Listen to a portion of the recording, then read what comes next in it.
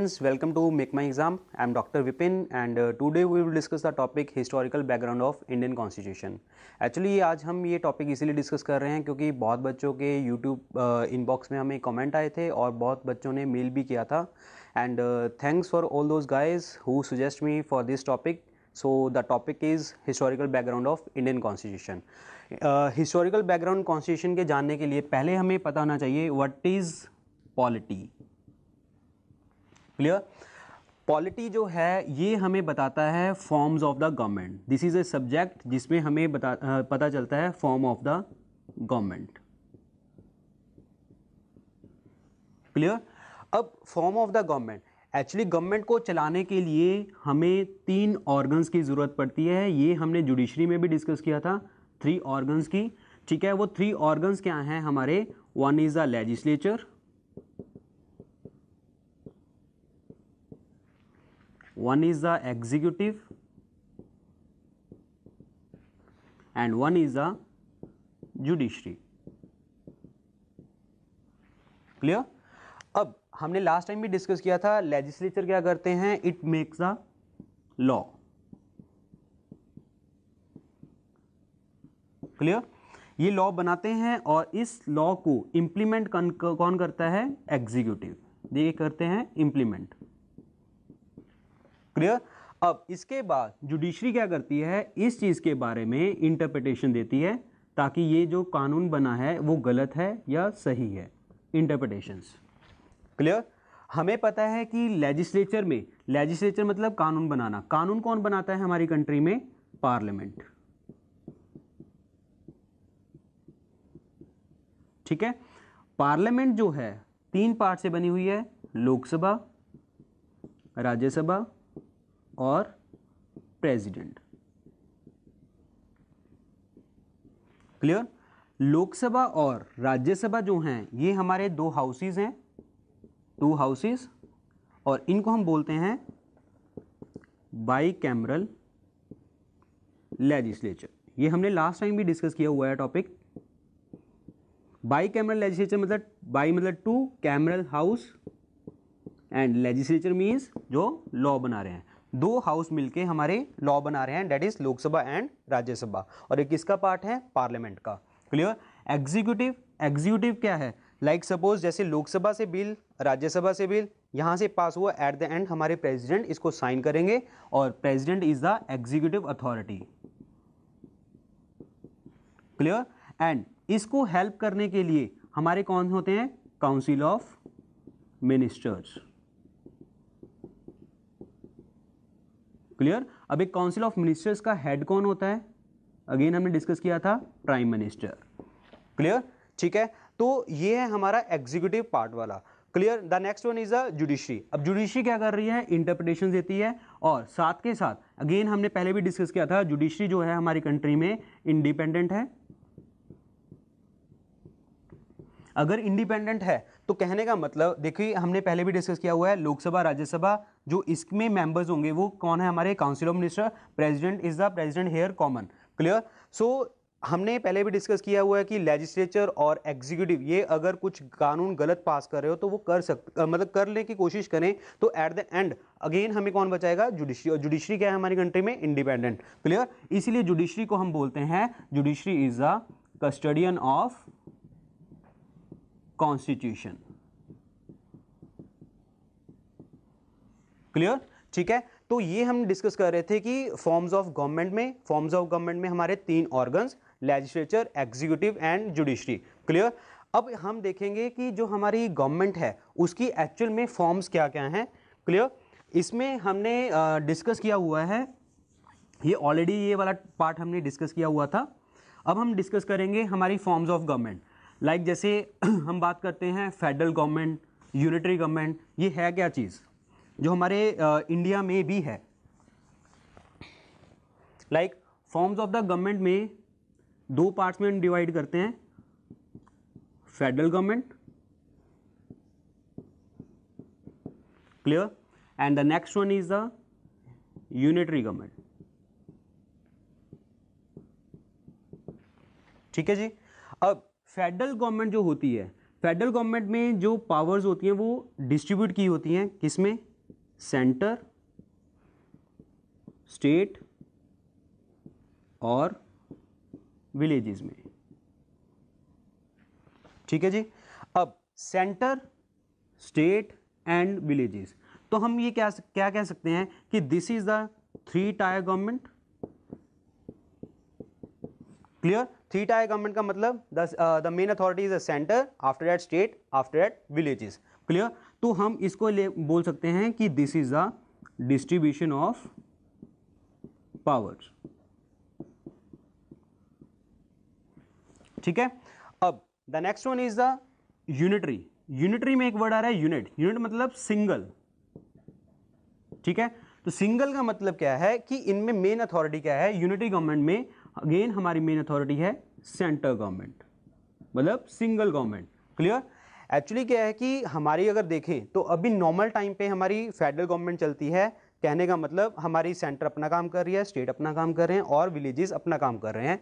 और unitary government कब बनती है? यूनिटरी गवर्नमेंट का मतलब है सेंटर गवर्नमेंट के पास सारे रूल्स एंड रेगुलेशंस इनके पास हैं, और ये गवर्नमेंट हमारी बनती है at the time of national emergency.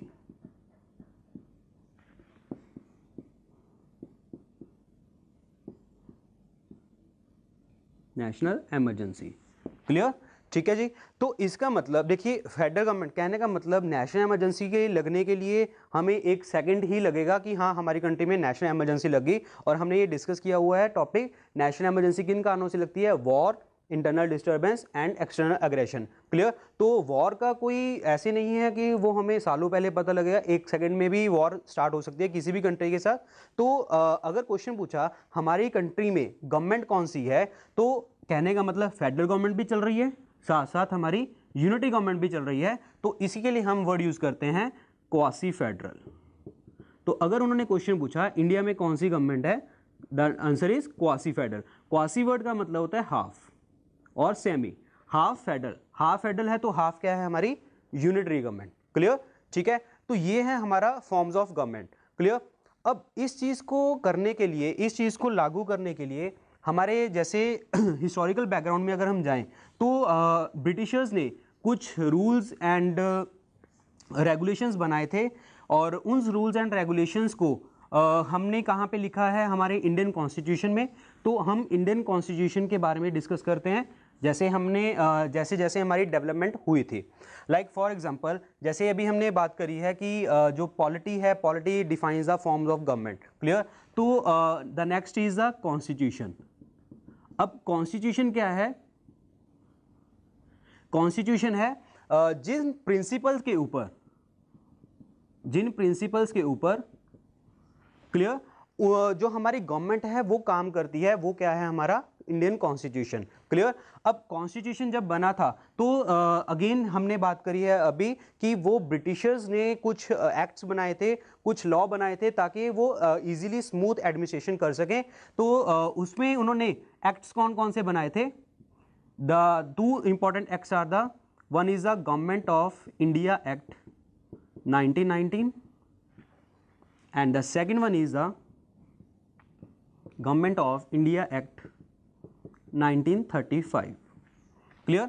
ये 2 एक्ट्स इंपॉर्टेंट हैं हमारे इंडियन कॉन्स्टिट्यूशन की हिस्ट्री में। क्लियर? अब गवर्नमेंट ऑफ इंडिया एक्ट जो 1919 है, ठीक है, इस एक्ट में पहली बार बाई कैमरल लेजिस्लेचर की बात हुई। By cameral legislature. अब बाई कैमरल लेजिस्लेचर अभी हमने डिस्कस किया है upper house and lower house. Clear? Upper house को उस टाइम पे काउंसिल ऑफ स्टेट्स कहते थे, ठीक है, और लोअर हाउस को उस टाइम पे लेजिस्लेटिव असेंबली कहते थे।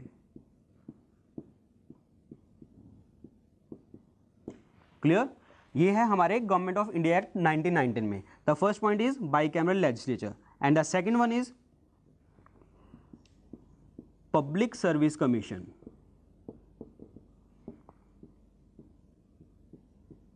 अब अब पब्लिक सर्विस कमीशन क्या है, जैसे हमने पता है यूपीएससी, स्टेट पीसीएस एग्जाम्स जो होते हैं वो कौन कंडक्ट करवाते हैं हमारे, ये पब्लिक सर्विस कमीशन। कहने का मतलब हमारी एडमिनिस्ट्रेशन को रन करने के लिए हमें सर्वेंट्स की ज़रूरत है, सिविल सर्वेंट्स की ज़रूरत है, तो वो कौन एग्ज़ाम कंडक्ट करवाते हैं, ये पब्लिक सर्विस कमीशन जो हमारा 1926 में इस्टेब्लिश हुआ था। क्लियर। तो यहाँ पे हमने गवर्नमेंट ऑफ इंडिया एक्ट 1919 के बारे में डिस्कस किया है, जिसमें हमारा कॉन्स्टिट्यूशनली दो इंपॉर्टेंट पॉइंट निकले हैं। One is a bicameral legislature, जिसमें हमने बात करी है upper house and lower house की। Upper house is the council of states, जिसके council of state this is upper house, and the lower house is the legislative assembly, जो आजकल हमारा लोकसभा है, and upper house is the Rajya Sabha. Clear. And second is the public service commission. Public service commission क्या है, जो हम public servants अपना public servants को जैसे टेस्ट होते हैं उनको अपॉइंट किया जाता है, तो वो कौन कंडक्ट करवाता है उनके papers, public service commission. Clear. तो ये है हमारा इंडियन कॉन्स्टिट्यूशन में government of India act 1919। Clear. The next one is the government of India act 1935। अब इस एक्ट में फर्स्ट ऑफ ऑल इन्होंने बात क्या करी, all India federation. Clear. All India federation, अभी हमने एक वर्ड यूज किया था फेडरल, तो वही चीज है all India federation. All India federation में दो तरह की इन्होंने गवर्नमेंट बनाई थी, वन इज द प्रोविंसेस, दोनों मिलके एक गवर्नमेंट बनाएंगे provinces, and the second is the princely states. Clear. अब प्रोविंसेस एंड प्रिंसली स्टेट्स है क्या, प्रोविंसेस वो हैं जो ब्रिटिश गवर्नमेंट के अंडर थे, यानी कि British Indian states. Clear. And जो प्रिंसली स्टेट्स थी हमारी, प्रिंसली स्टेट फॉर एग्जांपल जैसे हमारे निज़ाम वगैरह थे, निज़ाम ऑफ हैदराबाद, तो इस तरीके से ये हमारे ऑल इंडिया फेडरेशन यानी कि हमारे किस में आया, government of India act 1935। Clear. The second one is the legislative powers.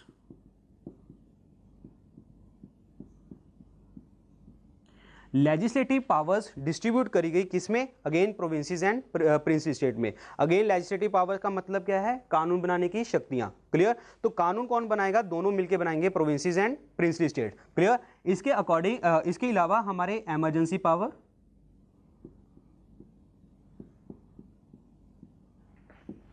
Governor office, तो वो कहाँ पे लिखा हुआ है सारा कुछ, government of India act 1935। Clear.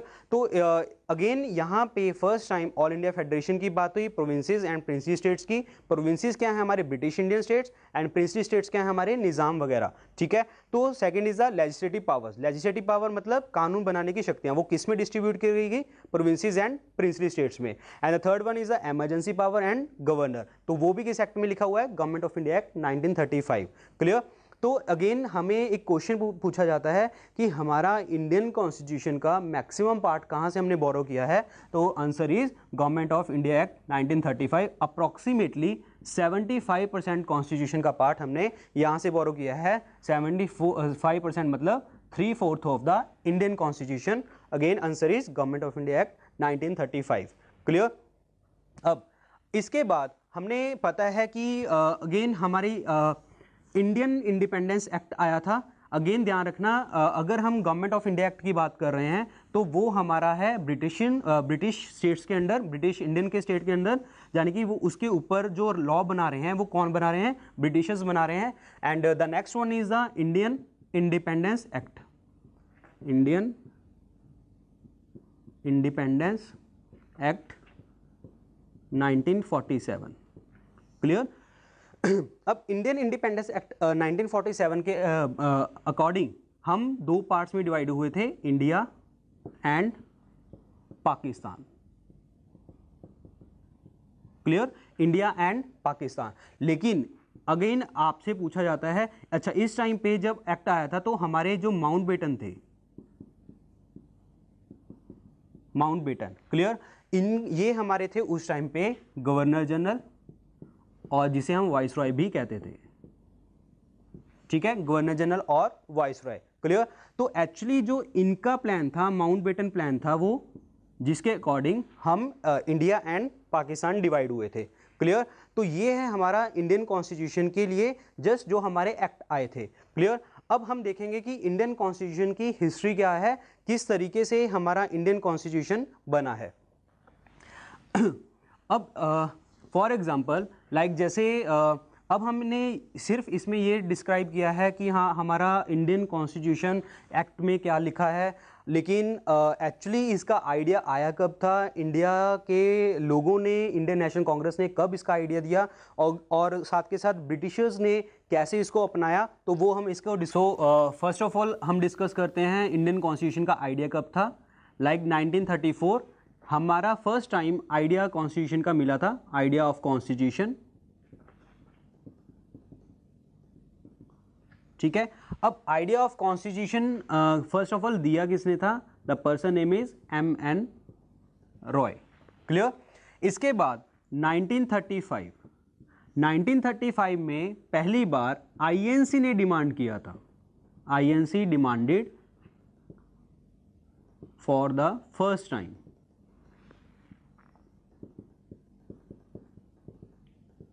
Clear.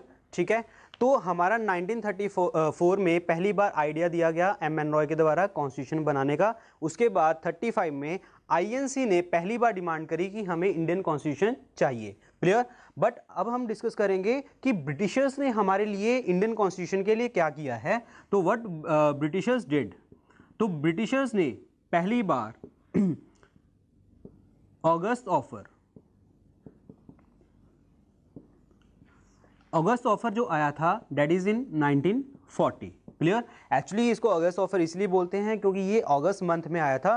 तो अगस्त ऑफर ने बोला कि हाँ हम इंडियन कॉन्स्टिट्यूशन बनाएंगे, लेकिन इस चीज़ की जो डिमांड है, इन चीज़ों के बारे में हमारे जो लोगों ने इसको रिजेक्ट कर दिया, कैंसिल कर दिया। Clear. The second one is Cripps mission. अब क्रिप्स मिशन आया,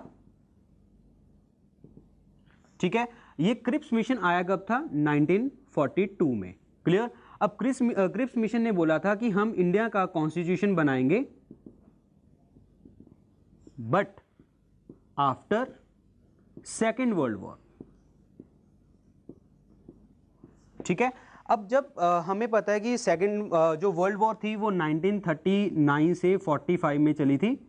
ठीक है, तो इन्होंने बोला कि हम 42 में बोला कि हम सेकेंड वर्ल्ड वॉर के बाद आपका कॉन्स्टिट्यूशन बना के देंगे। क्लियर। अगेन ये रिजेक्ट कर दिया। रिजेक्ट किसने किया था यहां पे, मुस्लिम लीग ने। क्लियर। मुस्लिम लीग ने पार्टिसिपेट नहीं किया था इसके बारे में। The next is the cabinet mission, cabinet mission plan. Clear. ये प्लान आया था 1946 में। क्लियर। अब कैबिनेट मिशन प्लान, इसकी हमने रिकमेंडेशन एक्सेप्ट करी थी। इसको हमने बोला था कि अगर आपसे क्वेश्चन पूछा जाए हमारा इंडियन कॉन्स्टिट्यूशन किस मिशन के अकॉर्डिंग, किस प्लान के अकॉर्डिंग बना है, तो answer is cabinet mission plan 1946। Clear. तो हम अभी इसको हम डिस्कस करते हैं कैबिनेट मिशन प्लान को। अब कैबिनेट मिशन प्लान 1946 में आया है। इसमें एक्चुअली हमारे 3 पर्सन इन्वॉल्व थे। वो 3 पर्सन्स के नाम लिखते हैं हम। The first is the Pethick Lawrence,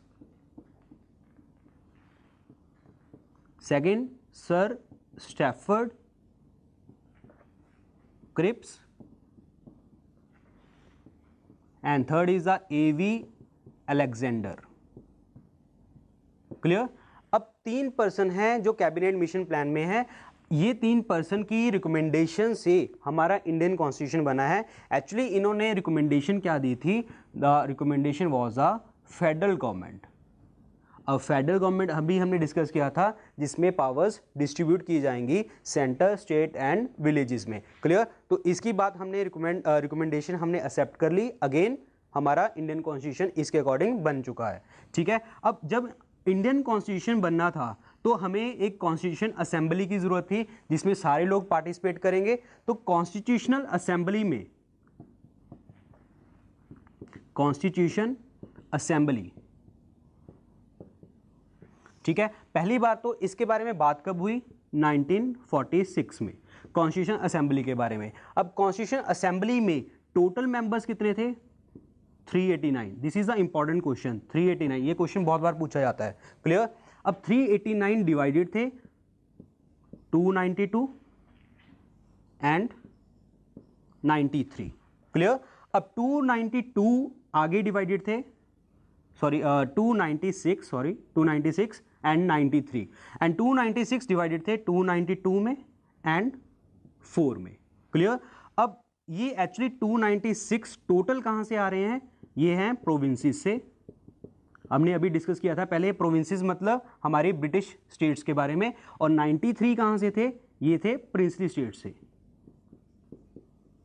और प्रिंसली स्टेट्स अभी हमने बात करी है जैसे निजाम ऑफ हैदराबाद, ठीक है। एंड 96 को डिवाइड किया है 292 एंड 4 में। अब 292 जो थी जो ये पर्सन इलेक्ट होने थे, ये थे आपके गवर्नर स्टेट्स, जहां से हमारे गवर्नर्स अपॉइंट किए होते थे, वहां से 292 मेंबर्स आने थे। एंड 4 थे हमारे चीफ इलेक्शन कमिश्नर स्टेट्स।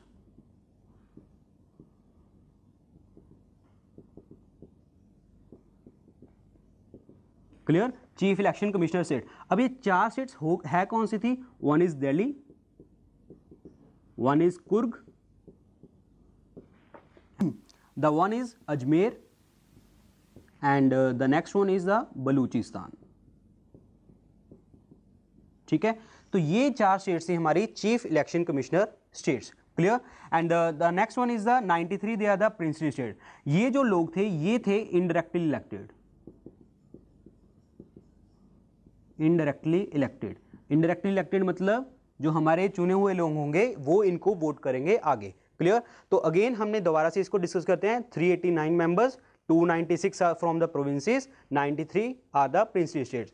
ये 296 के ऊपर इलेक्शंस होंगे। इलेक्शंस कैसे होंगे, 292 in the governor states, 4 in the chief election commissioner state, that is Delhi, Coorg, Ajmer and Baluchistan. Clear. 93 are the princely states, 93 from the princely states and they are indirectly elected.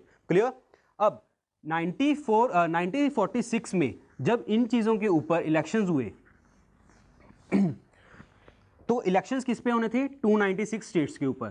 तो 296 states के ऊपर elections हुए again हमारे 1946 में। ठीक है, जिसमें अगेन हमारी जो जब इलेक्शंस का रिजल्ट आया तो उसमें क्या था, 208 from the INC and 73 from the Muslim league and the next 15 one the independent states.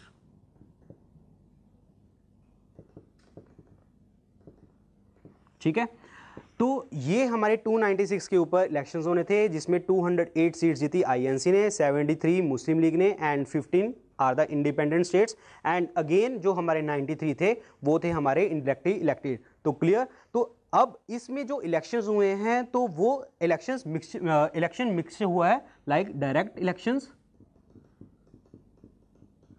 And indirect elections. ठीक है, डायरेक्ट इलेक्शंस हमारा प्रोविंसेस में हुआ है, ये ध्यान रखना क्वेश्चन, एंड इनडायरेक्ट इलेक्शंस हमारा प्रिंसली स्टेट्स में हुआ है। और प्रिंसली स्टेट्स में हमारी 93 सीट्स थी और इसमें 296। क्लियर। ठीक है, तो अगेन इसके अकॉर्डिंग हमारी कॉन्स्टिट्यूशन असेंबली बन चुकी है। क्लियर। एंड एक चीज का ध्यान रखना, ये क्वेश्चन कई बार पूछा जाता है, मोहम्मद अली जिन्ना एंड महात्मा गांधी,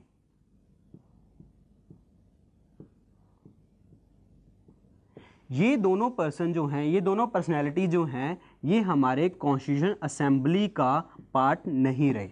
ये क्वेश्चन कई बार पूछा जाता है एग्जाम में, मोहम्मद अली जिन्ना एंड महात्मा गांधी ये दोनों हमारे कॉन्स्टिट्यूशन असेंबली का, यानी कि जो हम इसमें बात कर रहे हैं 389 मेंबर्स का, कोई पार्ट नहीं रहे हैं ये दोनों पर्सन।